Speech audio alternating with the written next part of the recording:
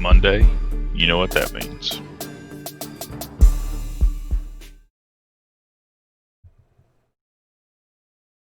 What is going on, everybody? Welcome back to the podcast, SAP Wrestling Review. I am one of your hosts, 617. That guy over here to my left is the one and only Puppet Master 2191. How's everybody doing today? Puppet, how you doing? I'm doing good. A lot of wrestling to go over, but A lot to go over. We are doing the New Year's events held by NXT, AEW, and New Japan Pro Wrestling.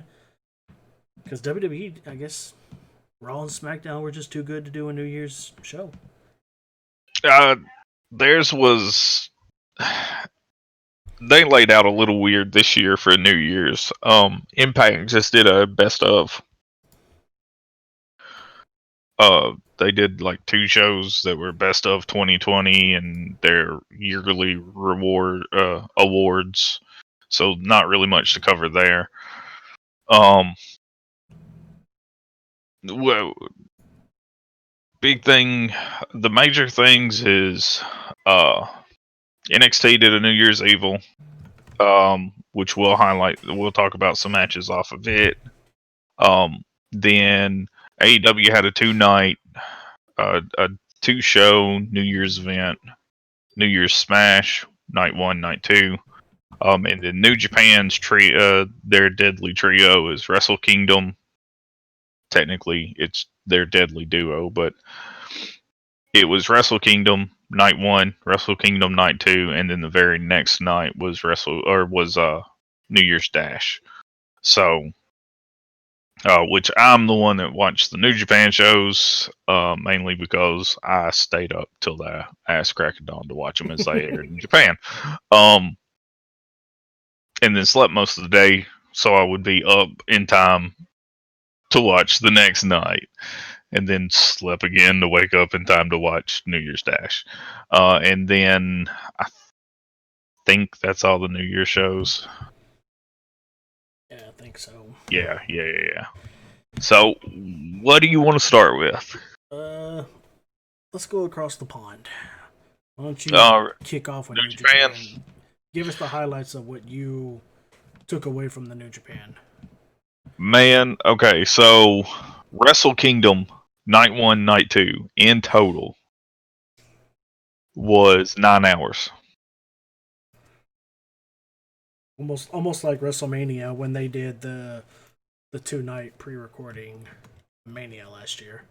So here's the thing. With WrestleMania, the 2 nights, it was the 3-hour show, hour kickoff, so 4 hours, right? Right.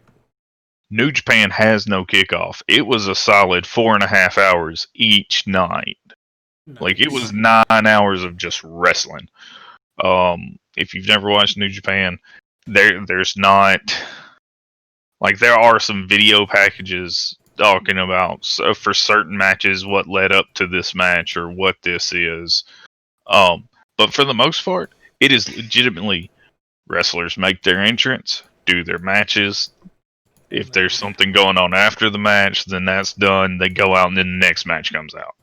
So you got to stop and think. There was 4.5 hours each night of this.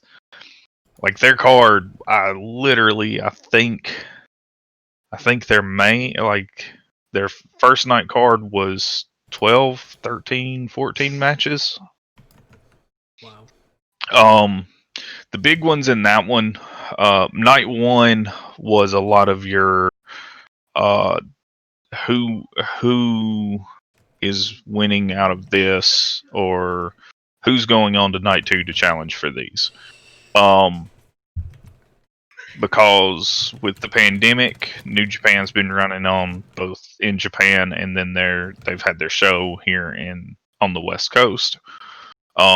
So one of their tournaments that's normally held during this time was actually split in half.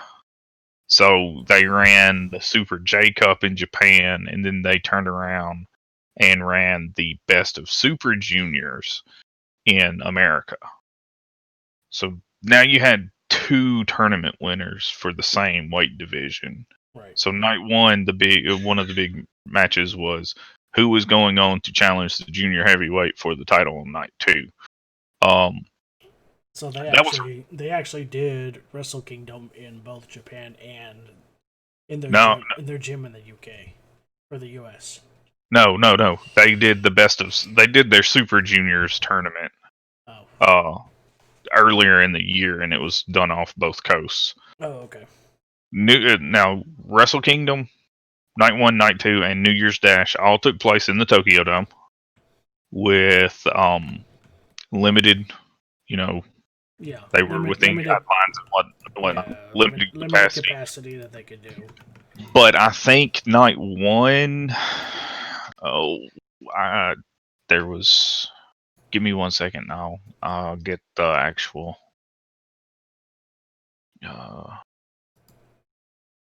Wrestle Kingdom 15. Okay, so night one, there was 12,689 people in attendance. Wow. That was night one.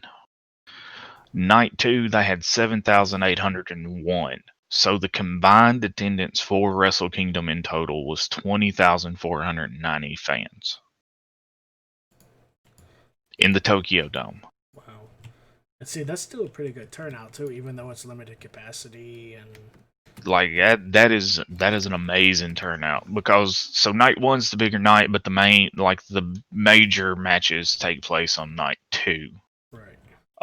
This year, night one and night two both had major matches. Night one was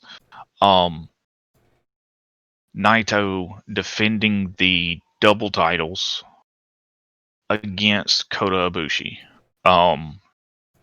And there was a big lead up for that. It was technically Ibushi was saying that this was his destiny, that he didn't want to be like a wrestling. He didn't want to be like a big star in wrestling. He said he needed this. He needed to win these so he could become a god, a deity. Which ironically, that kind of does play into his character, because his character, there's like a switch that flips, and when it flips, they don't call him Kota Ibushi, they literally call him Murder Bushi. Because it's like everything, human shuts down, and then it's just, I'm going to kick dog shit out of you. Like, you're going to be hurting. I'm not pulling punches. If I'm hitting you, I'm hitting you. If I'm kicking you, I'm kicking you. Right. So that was the main event for night one, was Bushi and Naito. Bushi did end up capturing the titles. It was a really good match. It was about, I think it was 35 minutes long. Yeah, 35 minutes long. They finished the thing. Jay White comes out, who was the owner of the double title briefcase, which guarantees him the match against the main champion, or for both titles, the IWGP Heavyweight and Intercontinental title, because right now they're combined, right, or on the same holder. Whoever won the initial night one and came out to be the champion was then going to have to turn around the very next night and face him in the main event of night two. First night's main event went, like I said, I think it was anywhere from like 32 to 35 minutes, something like that. Right. Jay White comes out. He tells Ibushi, he's like, "Hey, congratulations. But remember, I beat you to take this briefcase from you. Out of the last 3 times we've stepped into the ring, I've beat you. So enjoy it while it lasts, because tomorrow night it's over. Enjoy your one day reign." Right. So then we get into night two.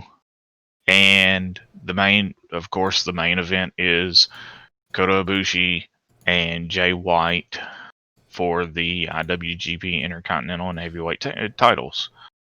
And they tore the house down. Like, tore the house down.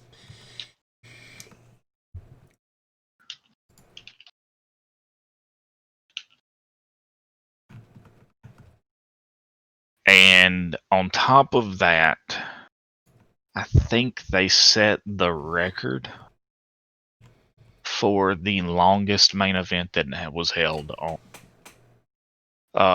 longest main event during Wrestle Kingdom. I think the previous was like 40 something minutes, right? You know, you sit back and you look at that and you think like 40 minutes, but that's actually nothing considering that they have Iron Man matches that are like an hour, 2 hours long and whatnot. Right. And in like compared to like if we were watching this with WWE, Right. yes, you know, a 31-minute match seems like it's nothing. Because you do have those Iron Man matches, this, that, and the other. Right. Also, the main event for night one was exactly 31 minutes and 18 seconds. So, Kota Ibushi has literally got roughly about 8 to 10 hours where he can get rest before he is main eventing the next night. Defending the titles he just won. Right. And the interesting story is Ibushi was actually documented. He literally did not get any sleep between winning the titles and then, going through so in Japan when there's a title change or there's a new guy, Yeah. like new champion, there's a sponsorship dinner. So the sponsors take the champions and they take them out for a big feast, essentially. All paid for, whole 9 yards. So he got done. He went and he did the after match press conference where he said his piece. Then he went to the sponsorship dinner, and then he drove back to his home in another city. Got into his home, and like he literally said, I couldn't sleep. Like I was finally alone. Everything had come down, and these 2 titles are just sitting here, and it's just like this has happened finally. Right. He's like, I couldn't sleep. So literally, he's going into the second night with minimal to no sleep. After a 31-minute, hard-hitting, amazing match, and he's going against arguably another one of New Japan's really good wrestlers. Like this is a man who beat Tanahashi, who is known as the Ace in New Japan. He is the guy. Like he's been there the longest, made the biggest impact. Behind him's Okada. Jay White has beat. Like Jay White is right up there with the big guys, Right. And for someone to not be of Japanese origin, essentially he is Gaijin there. Now, granted, flip side, he is the leader of the Bullet Club, or the front man of the Bullet Club, however they want to refer to that. Right. But Kota Ibushi and Jay White, I think the record was like 43, 44 minutes prior on a main event for Wrestle Kingdom. Right. Night 1 or 2. Kota Ibushi and Jay White went out and wrestled for 48 minutes and 5 seconds. It takes a lot of stamina too, because that's a lot that you're putting yourself through. And it's not like WWE where it's, high impact or wrestle, rest hold, or roll out of the ring, rest, this, that, and the other. It's bell to bell. Right. Like, legitimately bell to bell. So for 48 minutes and 5 seconds, they were the main event for this card. To me, the two main events were the matches of the nights. Hence, kind of why I'm just kind of talking specifically about those matches. Right. And they told great stories throughout the match. I cheated this year and actually listened with the English commentary. Which there again is a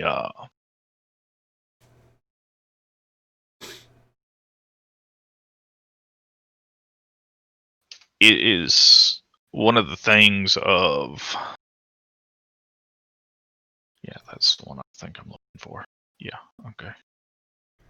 Like that's one of their big things. They tell really good stories, and their storylines start the night after Wrestle Kingdom at New Year's Dash. That's where the stories start being constructed and told, and they literally will span all the way to Wrestle Kingdom the next year. Interesting. So instead of it just there's being starting like how WWE starts theirs at the Royal Rumble, they start theirs actual a year in advance. Like they had storylines that ran like the Jay White Kota Ibushi. Yeah. Technically started last year, night 2 of Wrestle Kingdom. They were these semi-main to the main event at night 2. Nice. Because your night 1 main event was Okada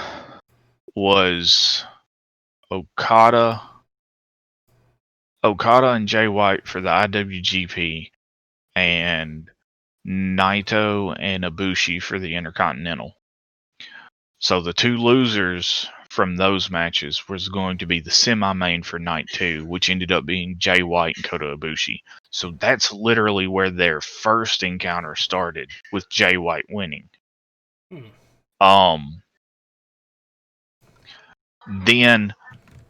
Kota Ibushi and Jay White were put in the same block for the in the G1 Climax tournament. Ibushi beat Jay White there, ends up winning the G1 Climax, which then gets him the briefcase to challenge for the titles at New Year's Dash. Right. Or at Wrestle Kingdom, sorry. At Wrestle Kingdom that year, or the next Wrestle Kingdom. Then Jay White comes out and says, I'm challenging you for ownership of the briefcase. And beats Kota Ibushi. So now Jay White has that briefcase. And then Ibushi gets the titles night 1 and culminates night 2 with Ibushi having to defend the titles he just won against the man that took the briefcase from him, and that he's only beat once out of the previous 3 times. So like that story literally was told all throughout the year. Right. And that's how they do their storylines. Their major storylines. There's minor storylines in between, and there's stuff to kind of keep the storyline kind of from getting stale. Right. Like there will be another challenger for the title, and then there's always constant back and forth, and the post-match presser, it was always, there's someone always ask a question about, well, what about this person?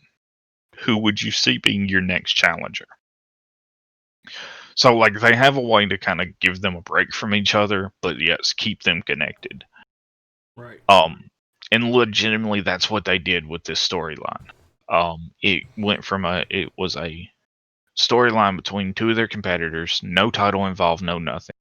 Put them in the same block in the G1 Climax.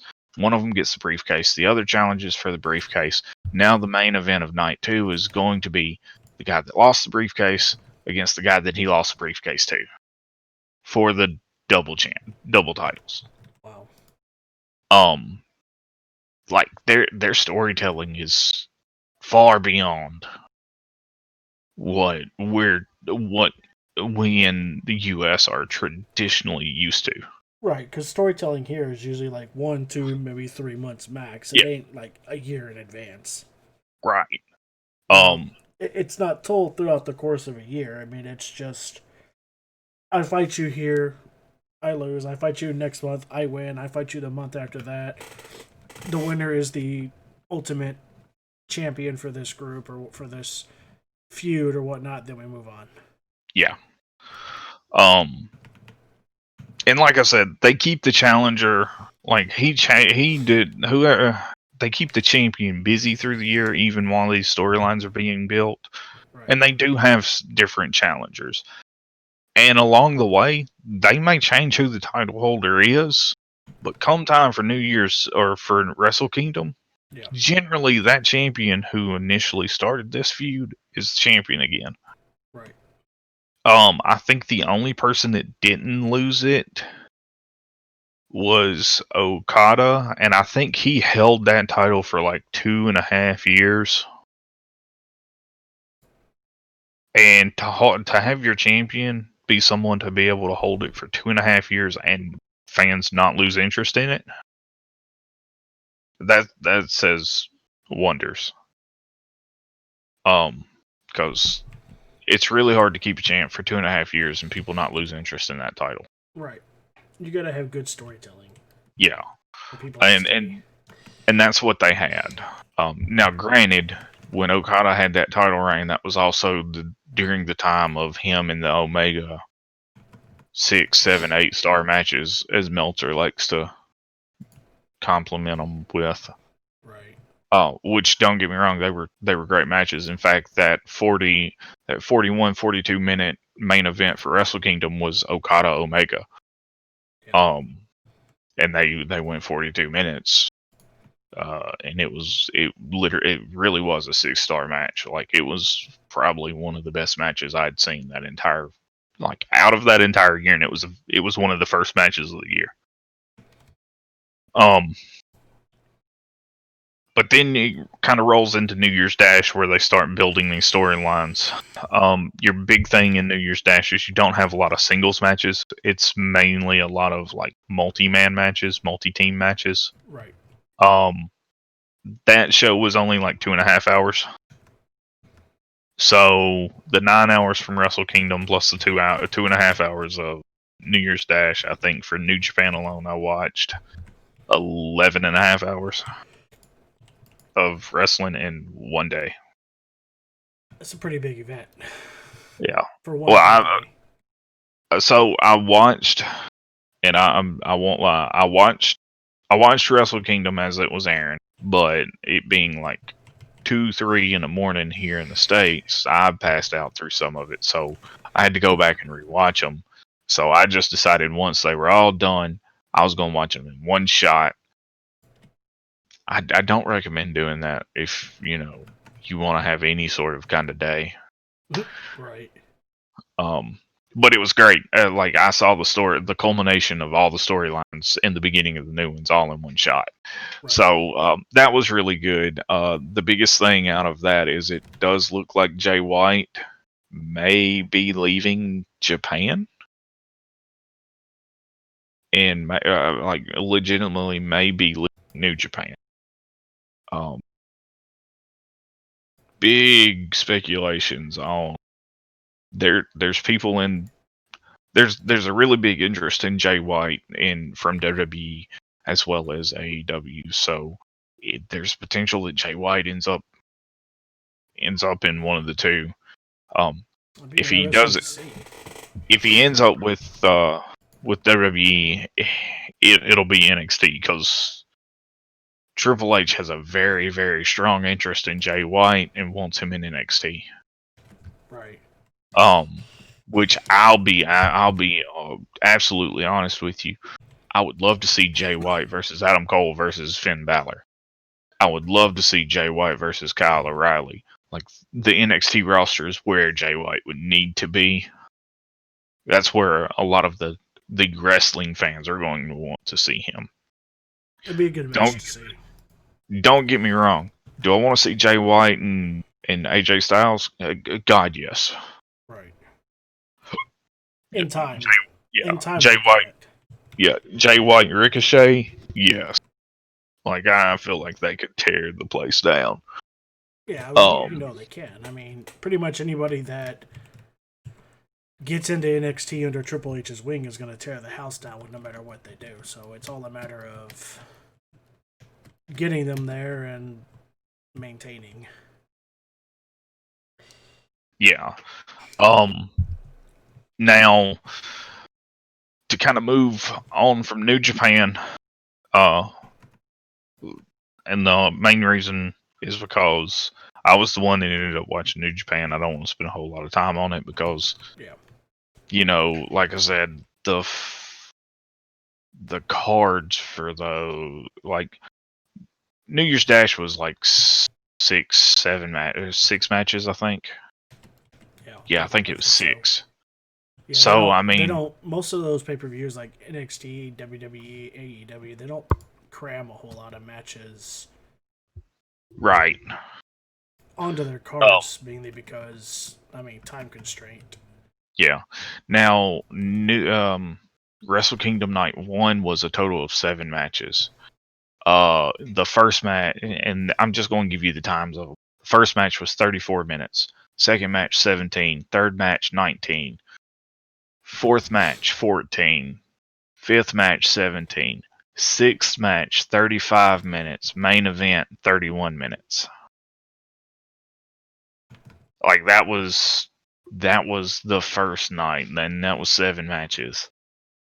Night number 2, first match 9 minutes, second match 12 minutes, third match 7 minutes, fourth match 13, almost 13 and a half.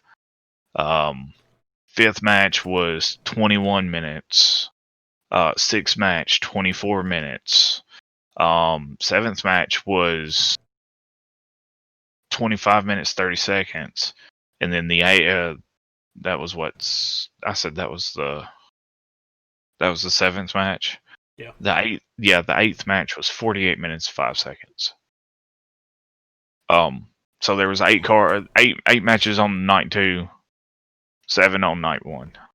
That's a lot of matches. That's a lot. Then again, New Japan's got a lot of people in their organization too. Yeah, so. that roster is deep. Like, if I was gonna have a roster, I'd want a New Japan roster because that roster is deep. Right.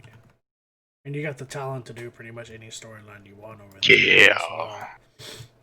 Because when you stop and you look at it, they have members from the Samoan dynasty that are over there with Tama Tonga and Tonga Low, and then their other brother is there, Hiko Lee, right? Or Hikalua, or whatever. I can't remember off the top of my head. It's one of those ways, but like, he's there. Like, they've got those. They've got great wrestlers from the UK and Will Ospreay, Zack Sabre Jr. They've got their natives, Kazuchika Okada, Kota Ibushi, I can't ever say his first name.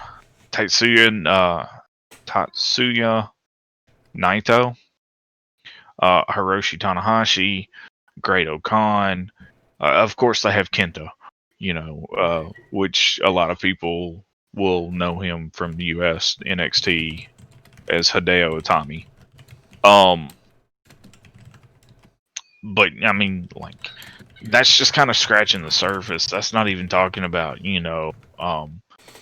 Toriano. That's not talking about Makabe, like legends. Right. So, like, yeah, or even like Kojima is another one. Tenzan is another one. Like, these are legends in this in this in this wrestling organization or in the New Japan or in Japanese wrestling culture. Right. They're still going with the best of them. But yeah, like that kind of covers all of New Japan across the water. Now we come back home, and we've got NXT, New Year's Evil, and then we've got the 2 AEW shows. Right. To me, if you ask my opinion, the 2 AEW shows combined was better than most of New Year's Evil, which I think me and you've kind of talked about that. We're going to do the same thing with all the shows like we did with New Japan. Just kind of touch on the major matches that stood out. So if you want to, we can kind of do NXT next. Yeah, let's jump into NXT. Yeah. Let's start with the Damian Priest and Cross match. Open the show and almost stole the show. Right. It was a damn good match. It was a hard-hitting match on both parts. That was... And especially with... What was it? Was it Cross? Not Cross. It was Damian Priest was selling an injury. Yeah, Priest was selling an injury. Yeah, Priest was selling an injury. And this essentially was Cross's first match back. Yeah. From being out with a major injury. Right. Like you said, it was hard hitting. This was a hoss fight. This was two as men. Good old JR would say, this is a good old fashioned slobber knocker. Yeah, or as Big E would describe it, 2 meaty men slapping meat. Like, this was 2 goddamn monster trucks just head on, put it in reverse, and head on again. Right. Just nonstop, back and forth. Just keep going. Which one's going to break first? That's what we need to know. Like I said, it started the show. I really think... okay, NXT is notorious for starting the show really strong, ending the show really strong, and kind of maintaining between. Right. That's what you got to do. I mean, you got to lead with something good. You can't put trash up front.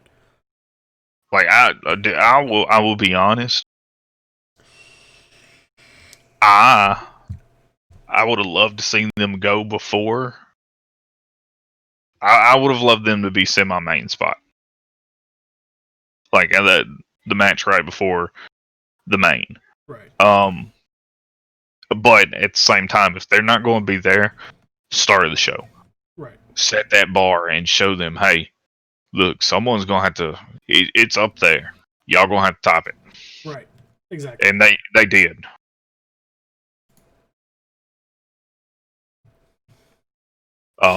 That, like... I was looking forward to 3 matches on this card. And that was Damian Priest, Karrion Kross,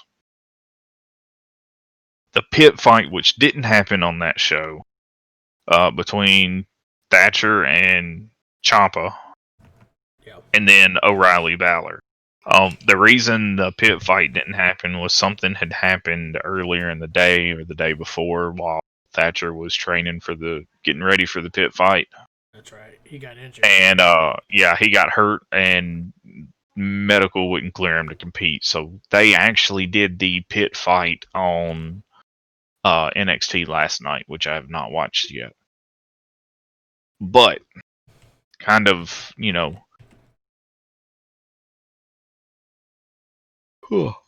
going back to Cross Priest, it was really strong showing and a really strong win for Cross, but it was one of those where Damian Priest losing didn't hurt him. Like in my take from it, like there's no way that loss hurt him whatsoever. Right. If anything, it elevated him, and that essentially a match should both people, whether whoever's winning, whoever's losing, both people should be elevated. Right. We're at an era. We're at a stage now within NXT that it doesn't matter if you lose, because you're still gonna be strong within the organization. It doesn't matter like Right. who your next match is gonna be. I mean, you're still gonna be the powerhouse that you're, I guess, the way they built you to be within the company. So Now, I will also say, as a side note, there was two. I think there was two. I think there was two women's matches on this card. I know one for sure was Ripley and Gonzalez in a last woman standing match. And I'll be honest, they did tear the house down in that match. They were really, it was a really good match. But compared to Cross and Priest, and then Balor O'Reilly, right, it just kind of like those two. I think they could have started the show with Ripley and Gonzalez. yeah, And it would have been a fine replacement for Cross Priest there, and then had Cross Priest in the semi main, and it would have been fine.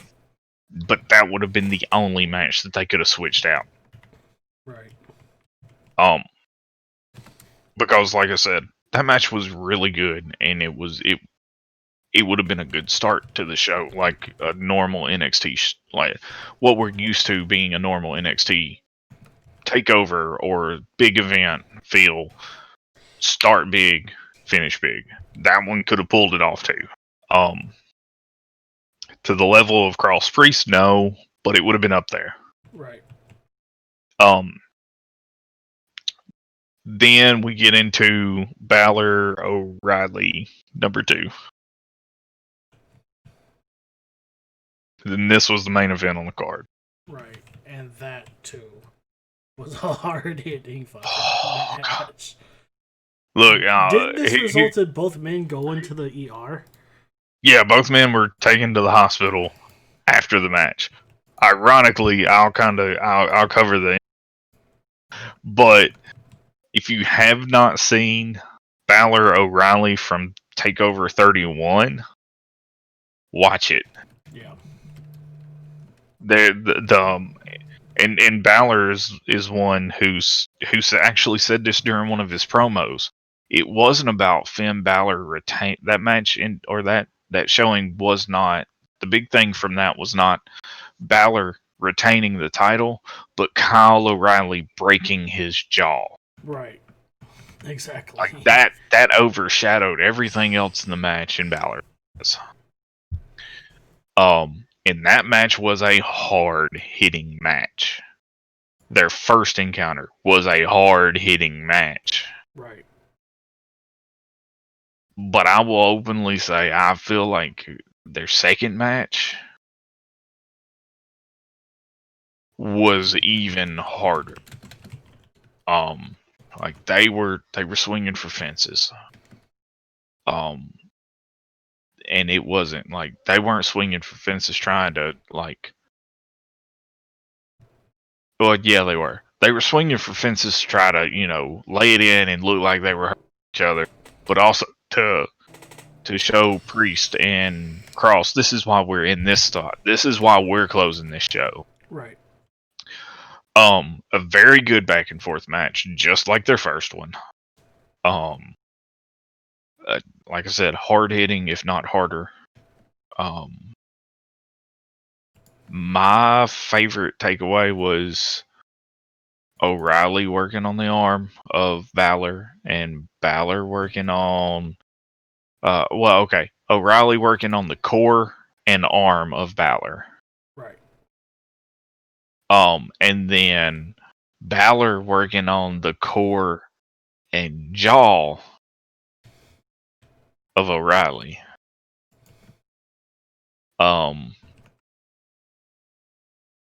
Balor had made a statement. Look, you broke my jaw in the last one. I don't plan on returning the favor. And there was intent on that jaw of O'Reilly's. coming from Balor. Like, there was a big target there. Right. Like, a big target. He hit him with some shots that I feel like if I would have ate those shots in my jaw, it would have been blown away. Like, half my jaw would have been shattered. Right.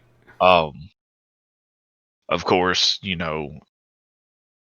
Balor didn't forget about that kidney shot either from their first encounter that he landed. So when I say, Balor worked the core, mainly he was targeting around that kidney liver shot that he hit. And there's a moment where he hits another good one, roughly in that same spot, and O'Reilly really quickly remembered that first kick, and remember, like he dropped pretty quick, and the ref had to tell him to back off. Yeah. When he hit him in that same spot this time, he dropped quicker, and the ref was right there. Like, hold on. Right. Let me make sure he's.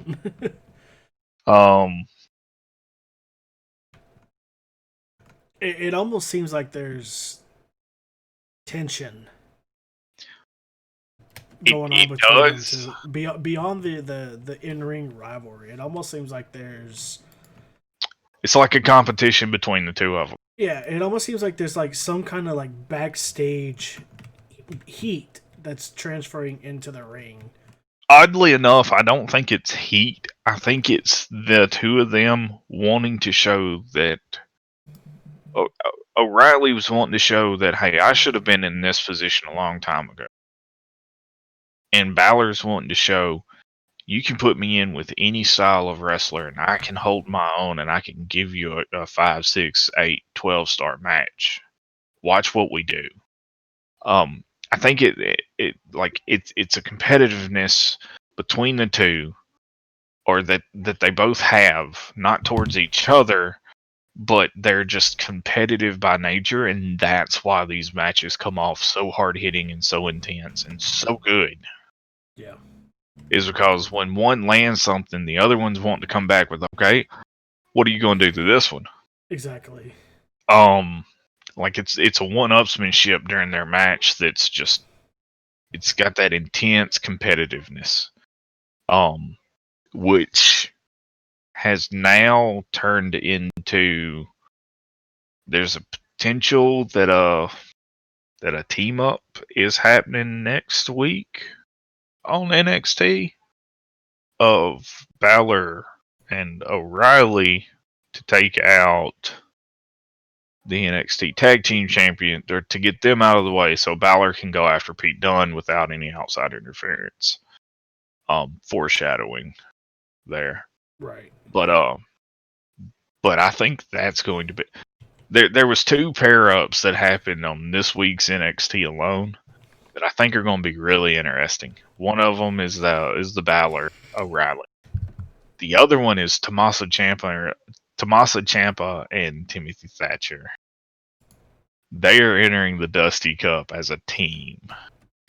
And I'm kind of looking forward to seeing how that team works, because they have a very similar Smash Mouth style. Right. So I can only imagine whoever's standing across the ring from them, what they're in for. Well, it's going to be interesting. Now, that being said, after the Balor O'Reilly match, of course, Balor retained, similar fashion to the last one. Right. Or actually, no, he didn't. He actually finished the match with a submission. Yeah. Yeah, he doesn't do the coup de grace too much anymore. Yeah, well, that's how he won the first time, was the coup de grace. Yeah. But this time he ended up going for a submission that essentially he cross-faced the jaw, and it was in like a modified octopus stretch. Yeah. And it was like an octopus stretch, octopus abdominal stretch with a cross-face twisted in. And the crossface wasn't traditionally where it is, but it was like pulling on that jaw that he'd been working. Right. Like it was very well connected with everything that happened in the match. It looked painful, to say the least. It didn't look comfortable. That's for goddamn sure. But after that, both Balor and O'Reilly were taken to the local medical facility to be checked out. Balor for his arm. Well, you saw at the end whenever the ref was trying to raise Balor's hand in victory, he was Yeah, like, "No, no. no." He made him go around to the other He's like, "No, no, it's not gonna work. No." side. And the interesting thing was it was that arm that originally got messed up when he won the Universal Championship. Oh shit. So that's why they were taking Balor to make sure that shoulder arm hadn't been re-injured or re-tore or anything like that. And then O'Reilly had to go to have his jaw checked. I don't think he broke it. Otherwise, I don't think they'd be having a match next week. Right. But his jaw did take some hellacious damage.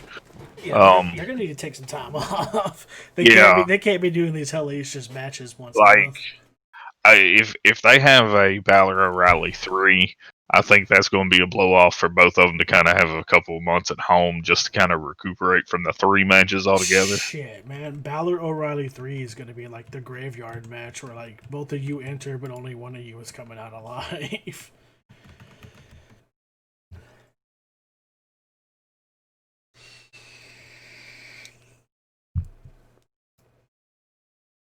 So, that was NXT New Year's Evil. Dexter, I love how they started it with Dexter Lumis. Yeah. And everything was kind of bland, lights out, no power, and then he flips a switch because he was the host for New Year's Evil, and it was a whole nother environment there. I really did like how they kind of did that. Yeah, I'm looking forward to more matches with Lumis too. I want to see how they further develop his character and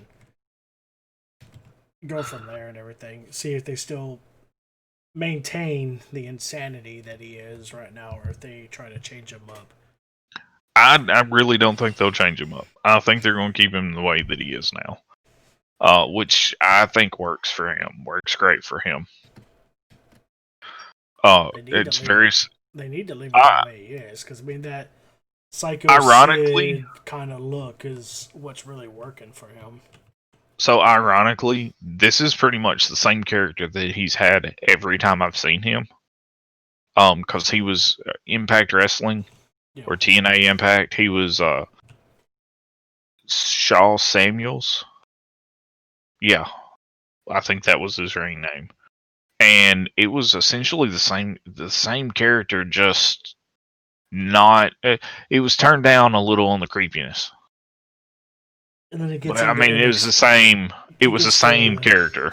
Right. He gets to NXT and just turns up the creepiness, which is what sells the character. Yeah.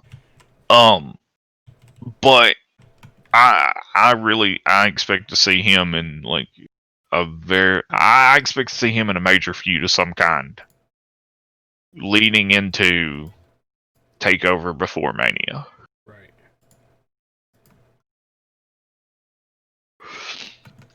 But then we come off of NXT's New Year's Evil and go into AEW's New Year's Smash, Night 1, Night 2. Night 1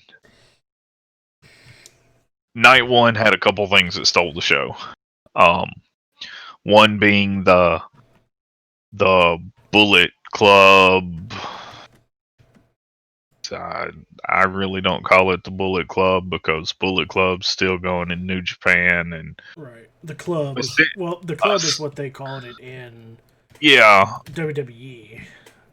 Essentially, what you had was a reunion of the band. Right. The band you had together, as they would say. Yeah, you had Kenny Omega and the Good Brothers Carl Anderson and Luke Gallows, right. the Impact tag team champions, crashed in New Year's Smash Night 1.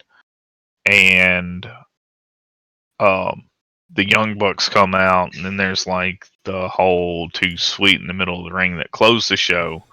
But the other thing that essentially stole the show was that wonderful top rope splash from a certain individual that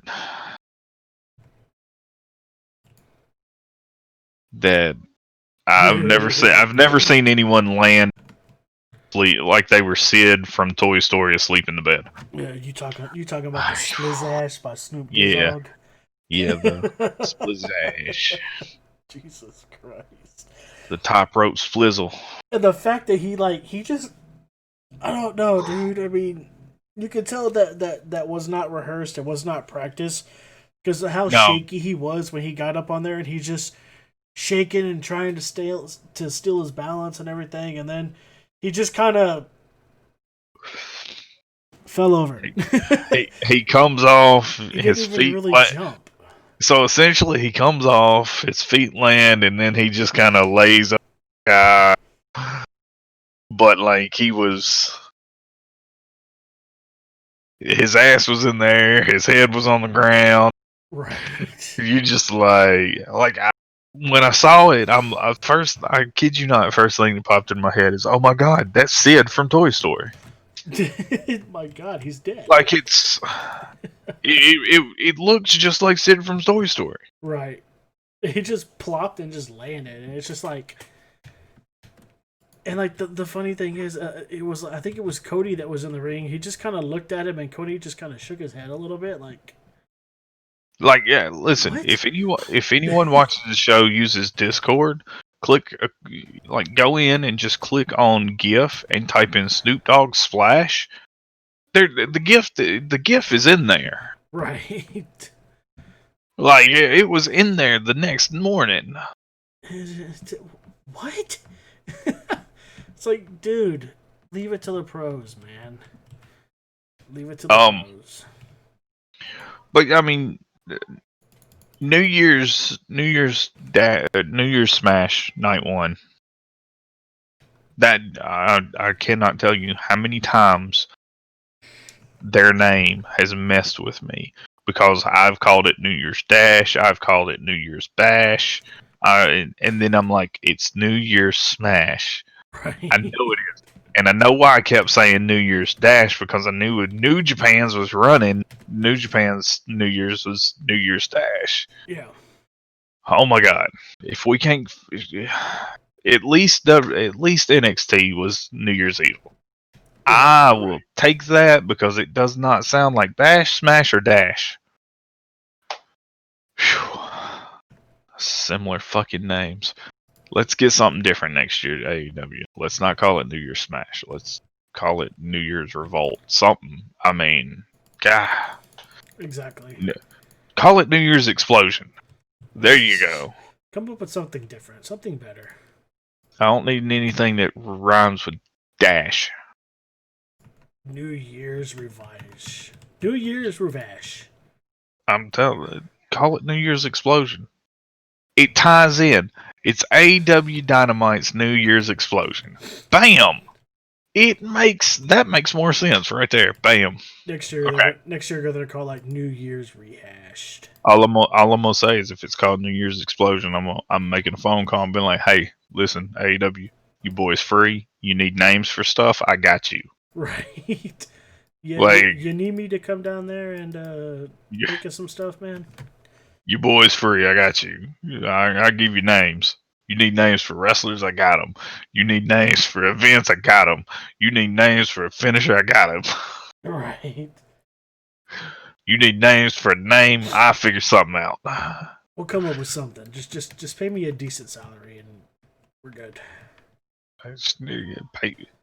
Pay me a third of what you pay some of the superstars. That's all I'm saying. Shit, just pay me with benefits. A half of a fucking percent. You paying them $1 million? Pay me a half of a percent. I don't think they've got anyone that's. Well, yeah, because they're all multi-year deals, and by the time you figure everything up, the idea's over. Yeah. But like I said, I want to say their highest is like 800,000 in a year. You give me a third of that. I'll take that. Let's see. 800,000 times 0.05, a half of a percent.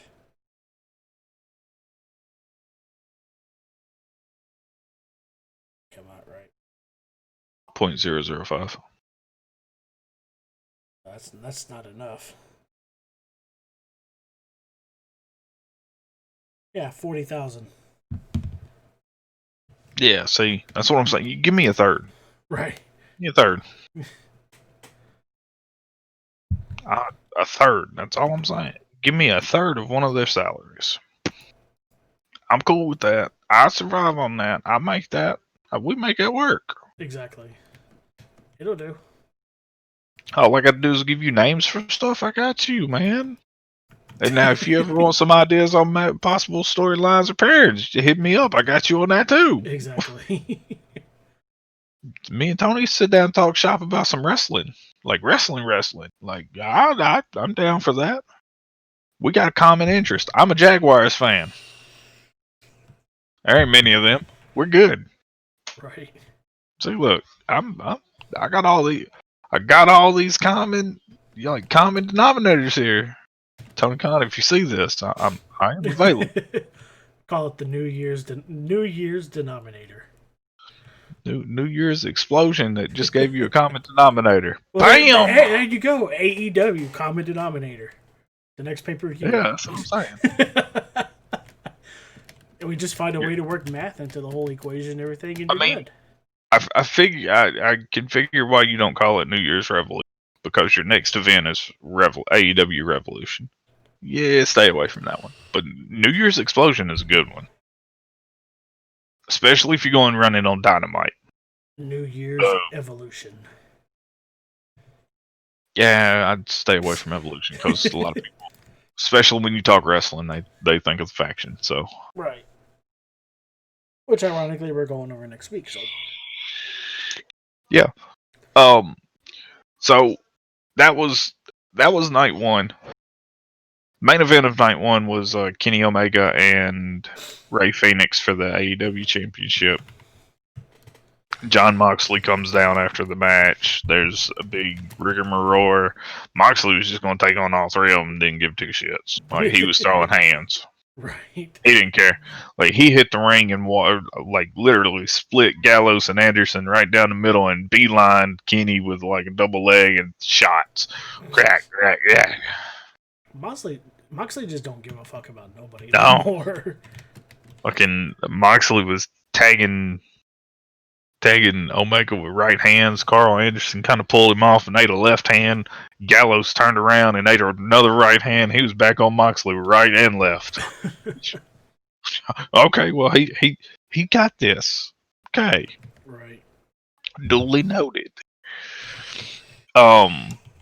Then night two was where you had the tease of the Elite were going to be in action. Which came with that swerve of the Elite, normally Kenny Omega and Young Bucks. You know, there was the big two sweet in the middle of the ring that ended night one. Omega was anticipating, and I say anticipating very loosely. He was anticipating teaming with Gallows, or not Gallows and Anderson, but the Young Bucks.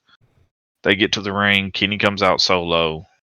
Bucks are backstage, ready to come out, and Don Callis has the microphone and says the tag team partners are going to be Kenny's best friends, and then, you know, of course, that's what that bullshit was that we were talking about last night, where they were wanting compensation for what they were doing, and which funny because the way Callis introduces them is they're your world tag team champions. They're Kenny's best friends. Like, he's very, very particular with his words. Right. And everything he says makes you think the Young Bucks. And then lo and behold, it's the Good Brothers, the Impact Tag Team Champions. Right. So I mean, he wasn't wrong when he said they're your tag team champions. You know, your world tag team champions. Addressing the audience in that aspect, because wrestling fans, every company has world tag champs. It just is what it is. My favorite part about that is as this is happening, there's a camera shot that cuts backstage, and the Young Bucks are just kind of standing there looking at the monitor, and they kind of look over at Tony Khan, and Tony looks and goes, I mean, did you expect anything different? See, that's what I like about AEW compared to WWE is like Tony Khan tries to be present as much as he can within the company. Well, okay. So, and it's funny, he's there, like Tony Khan's there every Dynamite. He is at Gorilla every Dynamite. A lot of people hear that, and the first thing you think is, oh, well, he's like Vince McMahon. Yes and no. He's nothing like Vince McMahon. Tony Khan sees him as he is the general manager. Right. You don't see your general manager on the show unless it's something that needs to be, as in doing the thing with Brody Lee Jr. Right. That little quick segment there where they shoot back and you're seeing the Young Bucks reacting to this. Well, they're right there at the entrance tube. What's between the two entrance tubes? The Gorilla position. Who's sitting at Gorilla? Tony Khan. So when you shoot to it, who's going to be standing there to say something to him? Tony Khan. It's not it's not him being like, I'm the big bad, I'm the big, I'm the owner. It's not a Vince McMahon character. It's just Tony Khan doing his job, what he's supposed to be doing, and then he just kind of looks at him. Did you expect a different outcome? Exactly. Right.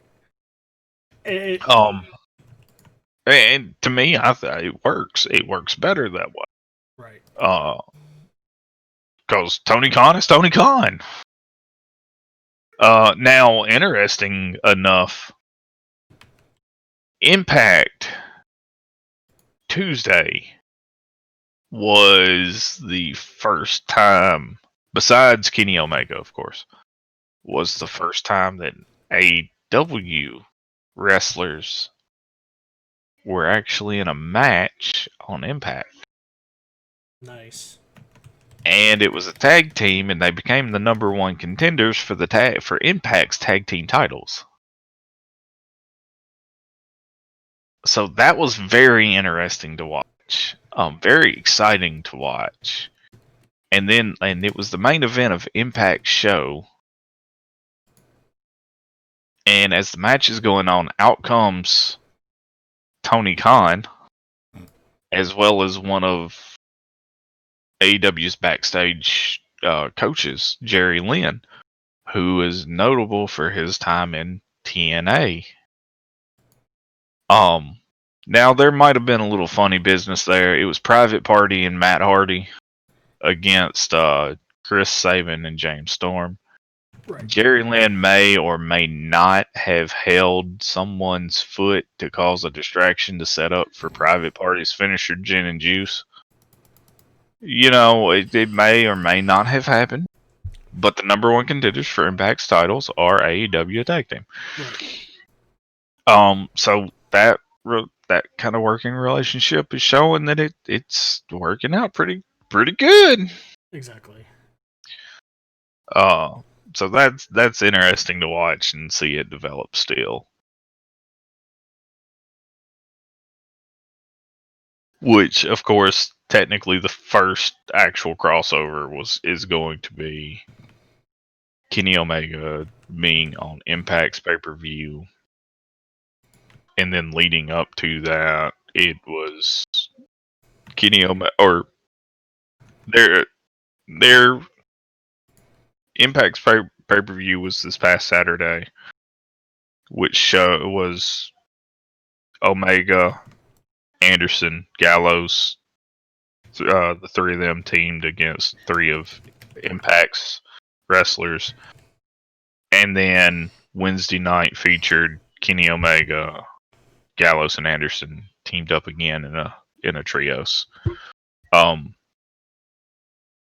So technically the first actual crossover where, you know, AEW competitor was in the ring was Kenny Omega, and that's why I said besides Kenny Omega. And it does look like potentially Omega is going to be challenging Impact's champion for their title at Impact's pay-per-view.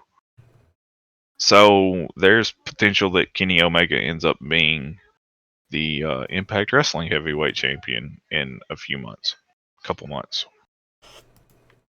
Glad to see somebody's actually finally collabing with other organizations, and it's working too. It's working. Like I said, now I feel like Omega and Gallows and Anderson and this whole Bullet Club thing, I feel like that may hurt them trying to work with. Okay, I'm not even going to say it may hurt them. I think it is going to hurt them. On Hard to Kill, Gallows and Anderson came out, and their gear had the Bullet Club stuff on it. Like, had the Bullet Club logo, had Bullet Club in words, had it on their jackets, whole 9 yards. Right. And then Kenny Omega came out with a Halloween Bullet Club shirt that he helped design. And, like, it was legitimately the Bullet Club stuff that New Japan has copyright. It has the rights to. So either they're working on something on the back end that we don't know about, or somebody's about to get sued. The problem with that is the Bullet Club is still an active faction in New Japan. Right. And some of the members that are in Bullet Club are original members to when the faction started. Right. And there's a whole big thing between... I don't mind saying names on this one. There's a very big issue now between Tama Tonga and this. Like, to the point where he said, you know what, fuck y'all. We can throw hands, or we can throw, cease and desist like y'all want to throw. Right. Like, he is... Tama is heated, just to say the least. Twitter, watching him watching him after the Too Sweet and the Bullet Club gear showing up, and right. It's been fun watching his replies to that shit on Twitter. And it's been hilarious. But yeah, Tama is pissed. And I'll tell you right now, if Tama is not happy, New Japan is not happy. Yeah, exactly. I mean, you've got another organization that's using what you already have copyrighted, and well, not only that, but okay, so Tama, besides Jay White and Will Ospreay, Tama Tonga is one of those guys that they do everything that they have to do to keep Tama happy and keep him under a contract with them. Right. Like, they offered him a contract to make him be like, yeah, I don't want WWE's money. So you can't offer me what they're paying me. Like God knows that WWE contracts are pretty nice. Yeah. But New Japan offered him a contract that was not WWE money, but was good enough for him to be like, yeah, I don't need WWE. Exactly. I'll sign that. Exactly. It's enough money that, WWE is not going to be able to compete with it. Well, you got to stop and think. There's probably creative control in that contract. There's probably a higher percentage on the merchandise, which exactly. I'd be more than willing to bet that's 2 key things in that contract that Tom was like, you know what? I'm going to take this contract. I'm going to stay here. Because if he goes to WWE, he's going to lose creative control. And he's going to lose that big profit off of his merch. Yeah, because they take a huge cut. They take a huge cut. That's why it's all sold on WWEshop.com. It's not sold on Yeah. thefiend.com or undertaker.com or stonecoldsteveaustin.com. It's sold on WWE shop. They're marketing it, they're making it, they're doing all of the work to sell the merch. The funny thing is, New Japan, like, they have a licensing deal with Pro Wrestling Tees, which is based in Chicago. Yeah. But they also have license deals with places there in Japan. New Japan doesn't do their own merch. Right. Like, there's certain shops throughout Japan that are licensed to do New Japan merchandise, and then Pro Wrestling Tees is the ones that make all of their, like, the New Japan shirts that are in Hot Topics. They're made here in the States in Pro Wrestling Tees. Yeah, and Hot Topic just goes on PWTs, goes to Pro Wrestling Tees and buys what they want in bulk, and then they turn around and sell it for whatever price they want. No. They sell it at the price that it sold on Pro Wrestling Tees. Oh, they do. Okay. That's a partnership between New Japan and Hot Topic. Oh, okay. But the middleman is Pro Wrestling Tees. They're the ones that makes and prints the shirts, and they send the bulk orders out to all the stores, and then they shelf them. But it's the same price that you're getting. That's why you're just not paying shipping. Yeah, as much as I want to go to Chicago just to go to the Pro Wrestling Tees store, I drive about 45 minutes to go to a Hot Topic and buy my New Japan shirts. All right, cool. Right. And that's not having to drive almost 6 hours to go to Chicago just to go to a t-shirt shop and buy a bunch of wrestling t-shirts and then drive home. Exactly. Don't get me wrong, I'd do it. I drove 6.5 hours to go to WrestleMania weekend and watch NXT TakeOver and then drive like same night. Like, right. You know, I do it. There's got to be something more attached to it than I'm just going to buy t-shirts. I'm going to All Out at the Sears Center in Chicago and then coming home. Right. You know what? I'm going to leave a little early. I'm not driving while I'm up there. I'm not driving 20 hours just for a fucking t-shirt. Right. Which luckily for me, it's not 20 hours. I think it's like 4.5 one way. That's easy. Well, see, that's about the amount of trip from here to Dallas. I think. It's about 4.5 hours from here to Dallas Fort Worth. So maps. Hey, you're gonna laugh. I'm mapping it right now. Oh, okay. My bad. Almost 8 hours one way. That was my fault. 7 hours? Yeah. I was wondering. I didn't think you lived that close to Chicago, to Illinois. Yeah, but I'm also thinking that it's got, like, it's set to where I don't do tolls or anything like that. Mm. Oh, wait, no. The avoids are all off, so I'd be on the highway. There's toll roads. No, I could avoid toll roads and it'd be 8 hours and 8 minutes. As to where if I took the toll roads, it'd be 7 hours and 52 minutes. So, yeah, I'd probably avoid the tolls. But so if you left, if we ended the podcast now and you left now, you'd be pulling into Chicago at around 3 a.m. Central. Yeah. And then you'd be home at 10 a.m. And then you could tuck in and go to sleep. And you'd have your tea. Well, actually, no. You wouldn't even be able to do that because you'd have to wait for them to open, and they probably wouldn't open until 8 or 9 o'clock. So, yeah. So you can get outside the store, pull in the parking lot, park, kill the engine, and sleep until they wake up. Until they open up. Get your shirts, and then come back. And since you're already driving, you might as well pick up a couple from me and then swing on down to Houston and then swing on back up home. Dude, if I swung down to Houston, I probably wouldn't leave. Let's be honest there. Well, ironically, I've been thinking about maybe the middle of this year. Yeah. About potentially moving. I think part of me just needs to get out of Tennessee. I've been here for my entire life. I need something new. Yeah. Which that'll be a whole nother discussion off Right. the show. But yeah, Move down to Florida and work on being a wrestler. yeah, Florida would be. Florida's going to be dangerous for me. I'm gonna be honest. I've been in parts of Florida during the summertime. Like I went to my aunt had her wedding in Daytona, so we stayed at a hotel on Daytona Beach, and we went to the track. You know, we did the whole Daytona tour of the whole entire track where they took you out and everything. Yeah.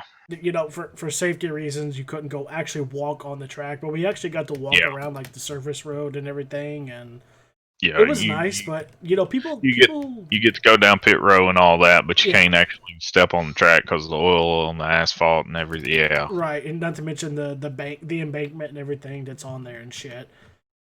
And it's just like lost my train of thought. Oh, people like to bitch about the humidity in Texas in the summertime. I'm like, it's honestly not that bad. Like like I said, I've been in Florida during the summertime, and it gets humid as fuck in Florida. And I don't even want to imagine what it's like in the swamplands of Florida. So here's a funny sidetrack story that's not even wrestling related. My first time going to Florida was 4 years ago. Just a little over 4 years ago. I'd always wanted to go to Florida, never went to Florida, never had a chance to go, whatnot. Girl I was seeing at the time,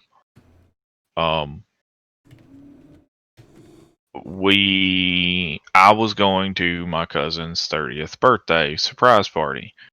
His fiance had done a really good job of arranging this surprise party. My cousin is one that you can't surprise. He was in the military, so like it's really hard to surprise him. He can figure shit out real fast. Right. The fact that she started almost a year before his birthday to arrange the surprise party and have everyone be there without him knowing, I get.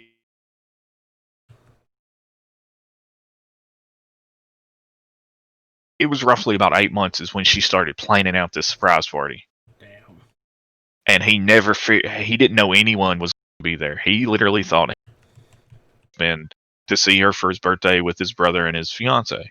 Like that was his whole thought process. He gets to my aunt's house, and there's like, now granted, it wasn't like a big party, but there was like 12 people that were like his friends growing up, and like people had came in from Utah, Colorado, California just for this surprise party. Right.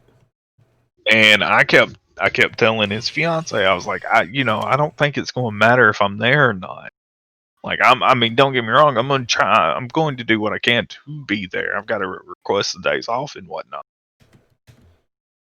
And she goes, listen, I know he would not expect it and it would mean the world to him. And I'm like, well, like I said, I'm going to do what I can to be there.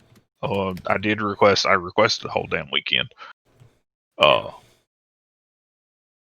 And the girl that I was seeing at the time, we were on the way down to my aunt's house.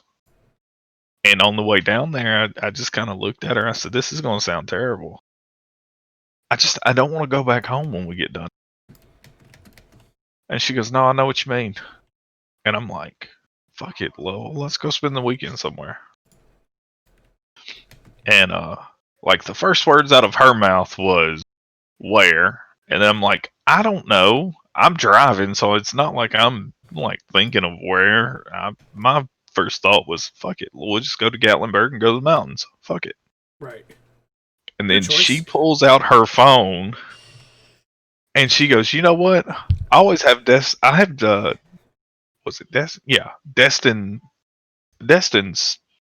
weather. She has it saved in her phone. Somebody wants to go to Destin. And I just looked at her and I'm like, do what? And she goes, yeah. I was like, you know what? I ain't never been to Florida. So we don't really say much about it. And then, like, we get closer to my aunt's house, and she's like, "So, are you being serious?" I said, "Yeah, kind of." And she was like, "So, are we going to Florida?" I said, "I don't know, maybe." We pull into my aunt's driveway, and my aunt comes out, and she hugs her and hugs me, and she goes, "Well, what are y'all doing? Like, what's plans?" I said, "Well, right now it's the surprise party." I said, "After this, I'm not sure." And she goes, "What do you mean?" I said, "I don't know. We may be going to Florida." She goes, "You're kidding." I said, "No, I'm not. I said there's a good chance we're going to Florida. I don't know." And so my cousin gets there midway through the party or a third of the way through the party. I just kind of look at her and I'm like, "So, are we going home? What are we doing?" She said, "I don't know. We'll figure it out when we get in the car." I said, "All right, whatever.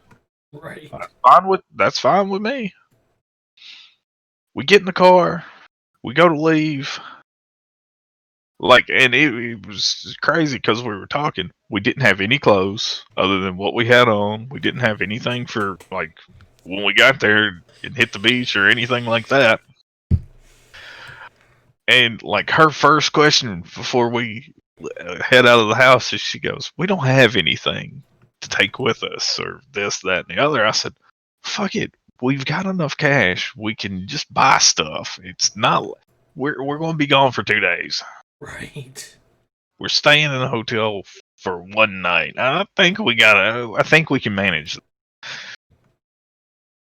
Sure enough, we get in the car, like, my cousin, he comes up, he gives me a hug, thanks me for being his birthday, and he goes, "So, oh, what are y'all fixing to get into?" And I looked at him and I laughed. I said, "Dude, I think we're fixing to drive to Florida." he goes, he looks at me, he goes, "Well, god damn it. I I was just gonna say, do y'all want to come back to the house and, like, we'll grill out or something?" He goes, "I can't compete with going to Florida." And then he turns around and looks at his fiance and said, "Hell, do you want to go to Florida?" she she looked at Fucking him. She road said, trip. she looked at him. She said, "I got to be at work tomorrow. Get your ass in the car." I was, I was like, Fucking "My road bad." trip. But yeah, we that was uh that's kind of where that, like, we left my aunt's house and we started heading to Florida. I remember I called my grandmother because this was before she passed away, and she's like, "Hey, baby, what are you doing?" I said, "Craziest damn thing." She said, "What?" I said, "I'm apparently driving to Florida." Have fun. And she was like, "Do what?" I said, "Yeah, we got ready to leave NJ's, and me and Sam both didn't want to go back to the house and spend the weekend at home again like we've done. And I mean, we're already 2 hours away from home, so fuck it. We're Right. just, we're driving to Florida." We'll be home when we get home. But yeah, Florida's dangerous for me because Florida is one of those places where when I'm sitting outside and I'm listening to those waves hit the crash against the rocks, Right. like, there's a piece that I can't even describe, like the air itself, like, oh, That's like me when we go down to Surfside and we go fishing. I mean, it's just like I don't even care about the fishing. I'll throw my line out in the water and everything, but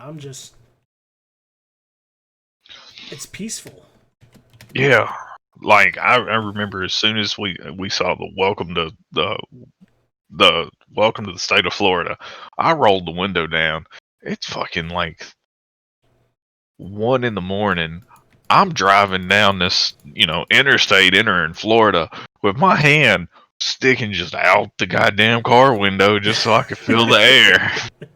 It's something different. Like when you go to a different state than where you live in, you spend all your life.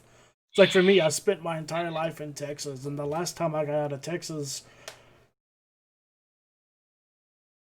fuck, it's been 7, 8 years. We went to a casino in Louisiana for a weekend. And that was it. What? I mean, it was just sometimes it's just nice to get away. Well, what was funny about it was this was like September, like middle of September, where the weather here in Tennessee just is sort of starts cooling down, Yeah. and there's nights where it could be kind of chilly and whatnot, Yeah. and it's really rainy at that point in time. Like, everyone looked at me because, like I said, we went down there that night. We spent the night in the hotel, got up the next morning, did our thing, went around where we wanted to, and then headed home again.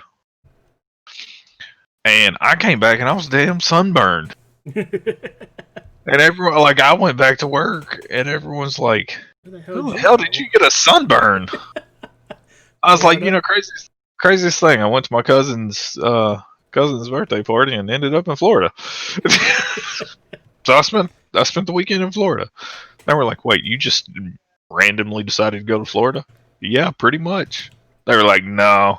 And then the girl that I was dating also worked at the same place, and she comes in and she's sunburned. And they looked at me and said, "You seriously just up and decided y'all were going to Florida?" Yeah, that's kind of how that happened. I mean, I've got no grand tale for it. I We went got to a birthday party, and rather than going and grilling and drinking beer with my cousin, I drove to Florida on his birthday. exactly. I mean, you do what you want to do. I mean, it's your life. Yeah. You know, it's like sometimes you just gotta on a Like, whim go. and the funny thing was, like, the whole reason we were even talking about doing it was I said, it'd kind of be cool for Nate's birthday for us to all just magically end up in Florida. Right. And like, we got ready to leave, and I looked at Nate, and he goes, "So what are y'all fixing to get into?" I said, "Hell, I guess we're fixing to go to Walmart and buy some shorts, t-shirts, and towels. And I'm probably gonna get some flip flops because I don't want to wear tennis shoes the entire time I'm down there." Right. And he looked. He goes, "What do you mean?" I said, "I guess we're fixing to drive to Florida. Hell, it's your birthday. Come on. You and your fiance load up and let's fucking go." I said, "Yeah, okay, it'll probably be 12:30, 1 o'clock when we get down there, but fuck it. Let's go. Tomorrow's Saturday." I looked at him. I said, "Tomorrow's Saturday. We could spend all day jumping bar to bar, going on the beach. Right. Fuck it. You're 30. I'm 31. I'm sorry. I was 30 at the time as well." I looked at him. I said, "Dude, I'm 30. You're 30. Fuck it. Let's go." Right. Yeah, no. Lisa was like, "Hell no, I gotta work tomorrow. I can't call out." And I looked at her. I said, "Listen, I'm pretty sure if you tell the distillery that you was drunk in Florida and didn't realize you was in, you might be able to pass that one by. I'm pretty sure they'll understand you work for a whiskey distiller." Right. I got drunk down in Florida. Oh, okay. Listen, my fiance, it was his birthday. His cousin showed up. There was a lot of whiskey going around, and I woke up the next morning. We were in Florida. I got drunk, blacked out, and next thing I know, I'm in Florida. Nate was driving. They'll look at it and be like, "Well, at least you ended up in Florida and not in Mexico." Now, like, I looked at her. I said, "As soon as you tell them Nathan was driving, you got a little tipsy on some whiskeys between Nate and his cousin, and when you woke up the next morning, y'all were in Florida, I'm pretty sure they're going to be like, you know what? We can write this one. We'll let this one slide." Right. I was like, "That's all I'm saying. We can make it. This could work out just fine." Exactly. But yeah, I tried to get my cousin down there with us for his birthday.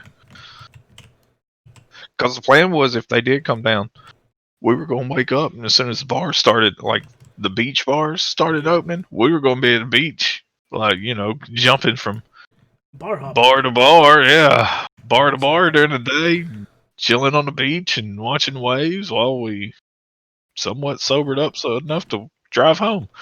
at some point. Like, that was planned. Right. Now you know that shit never gonna happen. Sobering up. Dude, if I'd started, like, especially then, if I'd started at that early, and if he had been there with me, because me and him we're the competitive ones. He took the karate. We used to fight all the time. I think I've told that story. Like,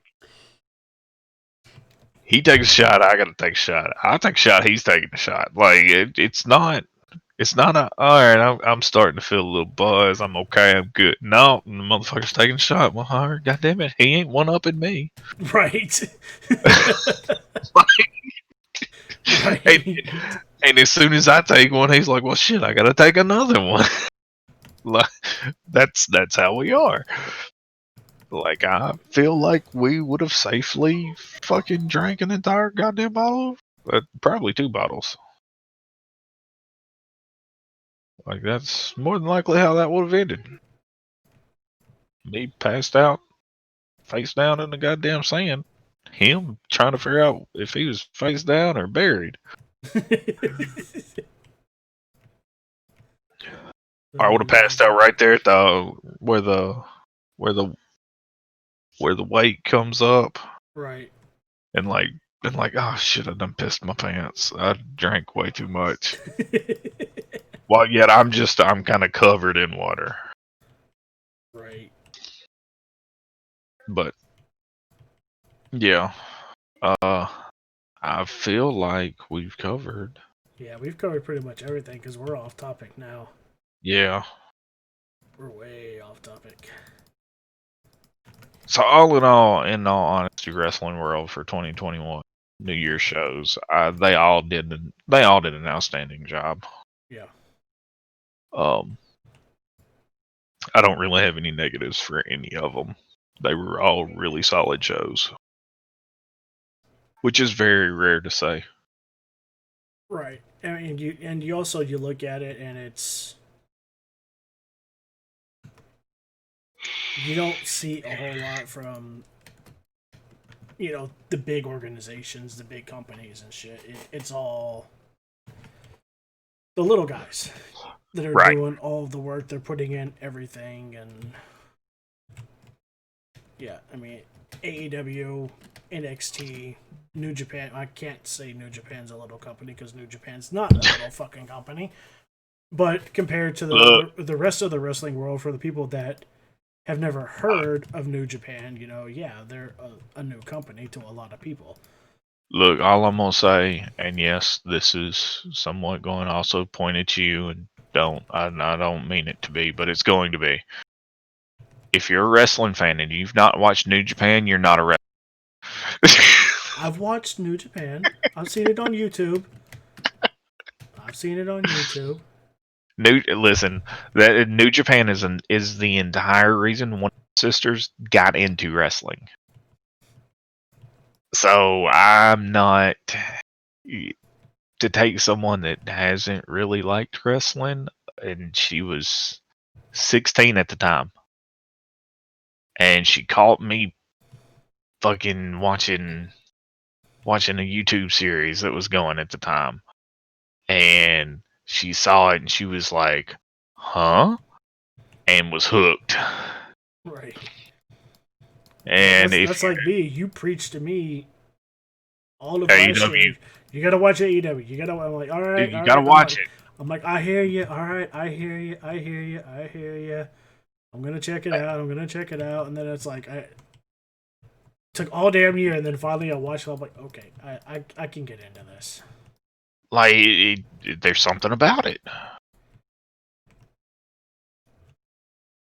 It's like that Tony Khan. He's put together a good organization. Oh, he did a fantastic job. Got the fucking talent for it too. Holy shit! Like he did one hell of a job on. And it just goes to show you, what a billionaire can do when you pay the people the right amount of money and you actually give them what they want. The creative control that they need to produce a good product. Yeah. I mean, and when you do that, like it shows. Right. You're not going to get. You're not going to get that without having a damn good product. It's just not going to happen. No. And the other thing that I like about them, their roster is not. Their roster is their roster's deep, but it's not overpopulated. Right. Like it is a very, very, very good mix. Which is something that you're not finding in other companies right now. You're just not. And that's saying a whole hell of man, that 49-inch curved Samsung monitor looks good right now. Yeah. I don't know. I've heard negative things about curved monitors. Mainly they produce a lot of headaches. I mean, I'm cool with the headache. I'm not cool with that price. Right. Because it's like, hold on, it's $799. Yeah. But I did send you something on Discord. I may end up getting that. Nice. But anyways, all in all, I think they did a very, very good job. Start the year off strong, which is what they Yeah. did. That's what you got to do. You got to come out swinging at the beginning of the year because everybody is expecting. Everyone's everything. expecting it. Yeah. And that's saying a lot.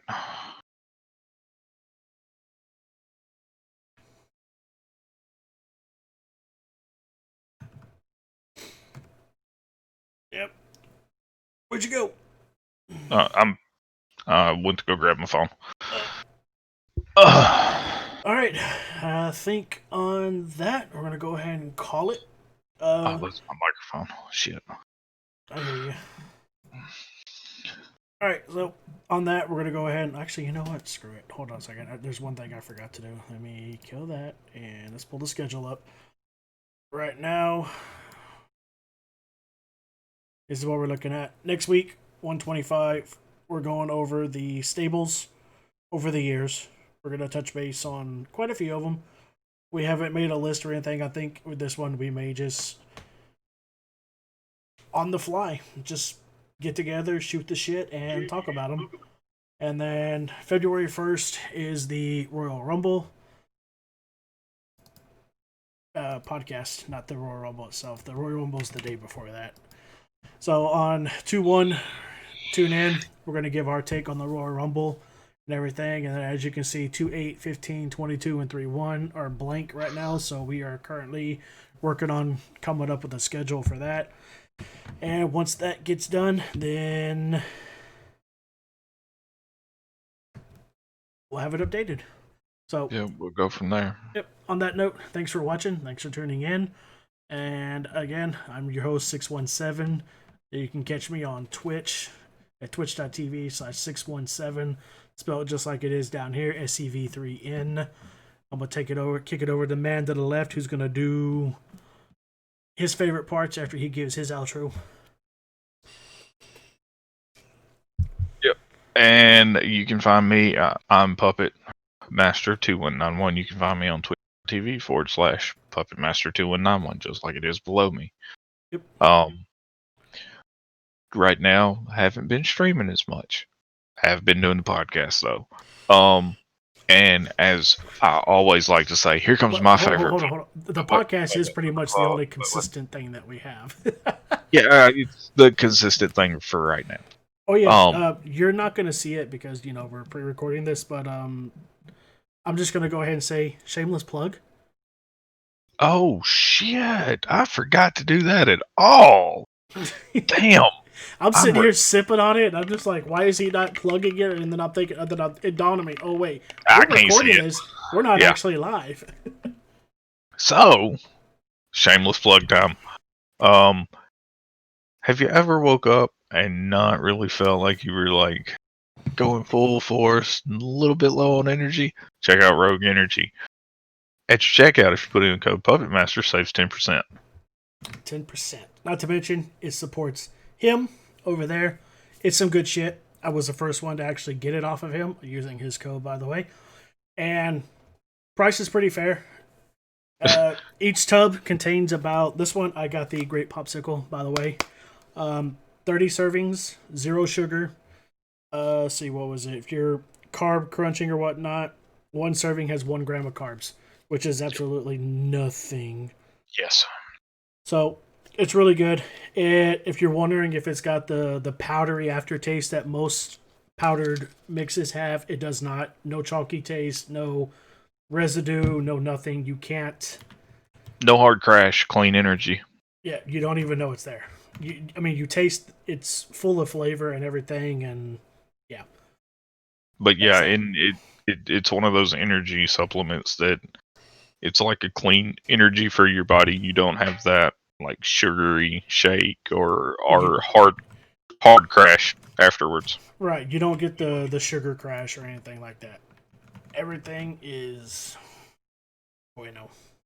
Trust me, my sister finally ordered some for her, because she's big on Red Bull or Monsters, which I will tell you right now is my fault. Anything that my sister drinks is probably not good for her. It's gonna be my fault. Right. And like I said, I mean, a tub, it's 30 servings per tub, but most of their tubs are $29.99. You may think that's a lot of money, but when you look at $30 for a tub of powder to make 30 servings, you're looking at $1 a drink. So basically, I just bought a 24-ounce mixer at Target before this came in. I put 24 ounces of water in here, cold water or whatever. They prefer it to be cold. I put 24 ounces of water. I put 2 scoops of powder in it. I shake it. I put it in the fridge. And after a few hours, I've got my drink. And no harm, no foul. Yeah. Tastes like grape Kool-Aid.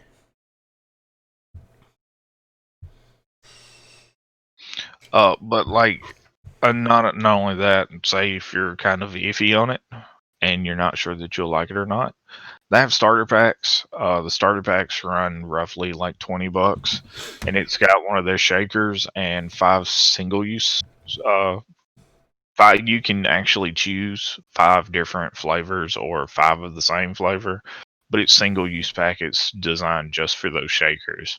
I can tell you right now, my next flavor that I'm going to get is going to make Puppet mad. If you get cookies and cream, I don't want to know about it. That's the one I'm thinking about getting. My only concern with that oddly enough is I like to leave my drinks. Like when I'm drinking it, I like to leave it sitting over here so I can, drink on it. I don't slam it like most people do. You'll end up slamming that one. Yeah, I'm gonna have to. That's the only thing, because the cookies and cream is mixed with milk. So it's got to be drank, or it's going to be one of those things where I take it out, I take a couple sips of it, then I put it in my little mini fridge that I've got over here. Yeah. And then when I want it, I pull it out again. But I know what happens when I put something in there. That's the black hole of everything. I forget about it. Ironically, I was going to say, and if you're not sure about that, there's a cookies and cream flavor that you mix with milk, so you don't even mix it with water. Exactly. But they say you need to drink more water, so I mean, this is me drinking more water. Like it's that, and that's what I was getting at with that sample pack. Is like $20. I think it's like that one is $19.99. It's the shaker cup, 5 single uses. You can pick whatever flavors you want out of the entire line. Right. And if you want multiples of the same one, you can get multiples of the same one. That's what my sister ended up doing. She got a starter kit. She got a starter kit, and she got 5 different flavors to try. Nice. And see if she likes any of those. So she's going to give it a shot and see. Because I told she works in a nursing home, and she gets Red Bull jitters real bad. Yeah. And I was like, look, you can drink this just about all day and not have any jitters, and there's nothing bad. And like, there's no reason for you to only have like 1 to 2 cans. So. Right. This you can drink on all day and you're fine. Exactly. It doesn't. I've read over the label. I haven't seen. You know, like you look on a Monster can, you look on a Red Bull, you look on any a Rays. You know, like I'm sponsored. Like I'm partnered with Rays. I'm an affiliate with Rays, but I don't drink their stuff anymore. But I mean, their stuff is good too, but it's not as good as this. I'm sorry. If you like Sneak, try Rogue. Rogue to me, Rogue is better. I've tried Sneak before. I didn't really care for it. I didn't care for the taste of it and whatnot. But try Rogue. Most of your energy drinks, they say, you know, limit 2, limit 3 per day, because quite frankly, it could damage your heart if you're not careful because of all the additives and shit that they put in it to give you that boost. But then after 3 or 4 hours, you're crashing. So, and ironically, here's what I'm going to say to that whole energy drink. You know, there's a limit on them for a reason. I drank an entire case of Monster in one night. A whole case. That's 24 cans. Goodbye sleep. Now granted, I was the one. I always drank them a lot, all the time. But this was for a different cousin. This was for a party that he was having at his house. I bought an entire case of Monster. I bought 2 bottles of Patron. I made a drink that I called Waking the Beast. Essentially, you're not going to sleep for at least 24 to 48 hours afterwards. God, I couldn't imagine what your heart rate was at that shit. I don't know. Not to mention the amount of sugar that you just ingested. Like, I was knocking back. So I had a friend who decided that I was not in a very good place at this point in time. But I had a friend that decided, well, if I was going to do this stupid thing, he was going to do it with me. And so every time I was making one, he was beside me, and I was making him one. Like, his choice. No. Like, I kept telling him, dude, you don't need to do this. This is not a good idea. Even I know this, but I just don't give 2 shits. Again, I was in a very dark place. Like, that night, I was trying to make it go pop. You know? Yeah. I figured a case of Monster will do it. And the thing about it is, once you get like 3, 4, 5 of them in, you get immune to it. Yeah, your body basically your body starts to, it realizes something is not right, and you find yourself either hugging the toilet or pissing your life out, basically. Yeah. See, I did not hug the toilet. I did over the course of the next 24 hours. I did end up using the bathroom a whole fucking lot. Yeah, your body just pisses it all out. But the funniest thing from that was the buddy that was drinking with me. Yeah. I decided I was going to play. I was going to play the PlayStation for a little bit. I wanted to get some Call of Duty in since I was like on this locked in focus, like ha. It's like you're taking Ritalin. Dude, it was like everything slowed down, but I was going. Actually, if you've ever seen Over the Hedge, when Hammy gets when Hammy gets the energy drink and everything stops. Yeah. That was me. Shit was just going super slow, but I was zooming. Like, he came in and he wrapped himself around the back of the chair that I was sitting on. He goes, "Chris, I got this crazy idea." I said, "What?" He goes, "I want to see some titties." And I looked at him. I said, "No, that's a terrible idea." He goes, "Come on. A bunch of us are going to this place." I'm like, "Dude, no. You need to keep your ass here." You're a hopped up on Monster. No. Because for one, he was a member of the rescue squad. 2, he was also not old enough to be drinking. He was 20. Damn. Like, he was just shy of that 21 mark. But normally when we all drink, We all stayed wherever we were. Right. And like this dude was moving the same speed I was. Like shit had slowed down, but he was flying. He was going We were ham. look, we were like we were members of the Speed Force from DC Universe. We had those flash powers. We could have ran in reverse and spun shit backwards. We would have. Like, he looked at me. He goes, "Man, I want boobies in my face." I'm like, "You need to sit your drunk ass down. Is what you need to do." Shit. He showed up the next day. I still hadn't been to sleep. And I looked at him. I said, "So how'd your night go?" He goes, "Oh, why'd you let me leave? I told you to sit your ass down." I ain't your I mama. said, I told you to sit your ass down. You're 20 years old. You wanted boobs in your face. You went to where they all were going. You had boobs in your face. He goes, "I didn't get no boobs in my face. That was the issue, for one. Two, the cops showed up, and I was drunk, and they all know me, because I'm on the rescue squad." I'm like, "Well, whose fucking fault was that?" Sure as fuck ain't my fault. I told And you then to stay. then he looked at me. He said, "For 3, I only slept for about 2 hours and feel like I slept for 8.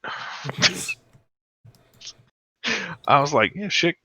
Why do you think I called it Waking the Beast?" I was like, "You start drinking those, you're going." Right. So yeah, and the best thing that I like about this, I'm diabetic, type 2 diabetes. So I gotta watch my sugar intake, and with this thing being sugar free, perfect. You don't have to worry about it. Exactly. One carb is nothing compared to what you eat when you sit down and you eat a snack. So sipping on something like this, you're golden. Yeah, which I know for sure I'm gonna get me.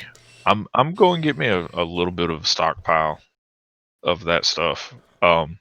One, so I can also do giveaways with it. Right. Two, The sample pack would be good for that. well, see, I'm thinking about getting like, I think I'm gonna get a few tubs of things with income tax. Right. And just kind of put stuff back. That way, A, I have a supply. B, I've got stuff that I can do a giveaway with. Right. Which, granted, I'll also get stuff for a giveaway. So, And not to mention, when you place your first order, they send you a 25% off coupon for your next order. yeah.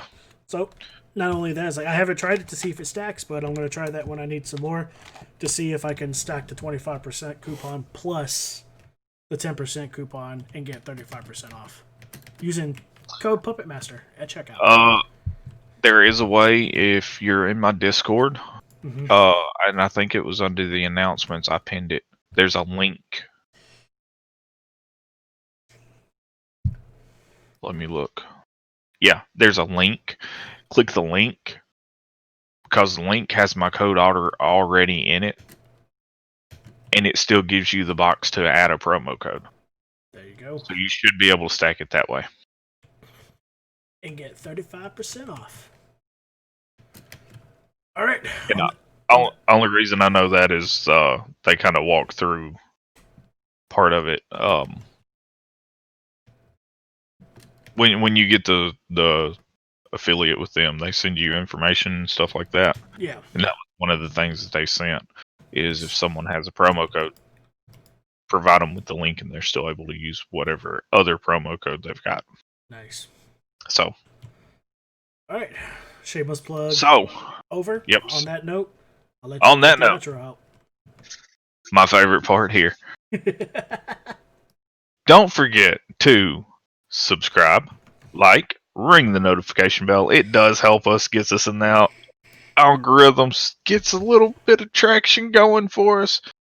If you know someone who likes wrestling and you think they may enjoy this, share it with them. Send it to them. Let them know, hey, these guys do it. These guys kind of cover stuff in the wrestling world. Yep. You'll hear some interesting stuff, that's for damn sure. Random stories when we get off topic. Because you know what? Yeah. There's no rules here on this podcast. Whatever goes. Essentially, and you know what? Eventually, we're gonna run out of wrestling shit to talk to. We're just gonna have a podcast where we just talk. Yeah, and that's the thing, you know. That's what I like about it. we just kind of shoot the shit and talk about wrestling shows. Yep, that's about it. Whatever flows. Exactly. Shit, we may go back and watch one of the old, like WrestleMania 1. I'm telling you right Recap that now. shit. Who knows? You know, we don't just have. I mean, we've kind of showed that we do that. You know, we cover current pay-per-views and TV shows, as well as we've done the episode on the Four Horsemen. Yep. We've done the episode on memorable feuds or matches. Things that changed the landscape of wrestling. We covered the NWO, DX, Paul Heyman. stuff like that. Yes, we. That was by far one of my favorite episodes. Still, Paul Heyman. The Paul Heyman Show. That was last week, in fact, guys. Yep, that one will be uploaded this weekend along with this one. Yes. It's been a hectic week for both of us, so we apologize for not getting it up last week. Quarantine sucks. Yeah. But definitely check us out. You know someone who is a wrestling fan, tell them check it out, see what they think. Don't forget to leave anything in the comments, you know, things that you'd like to see us cover. Just discussions, your take on things. Dude, that's what they're there for. We look forward to seeing them. We look forward to reading them and replying to them. Word. Besides that, like he said, his name is Six. I am Puppet. And we will I think catch you on the next episode. Peace. Peace.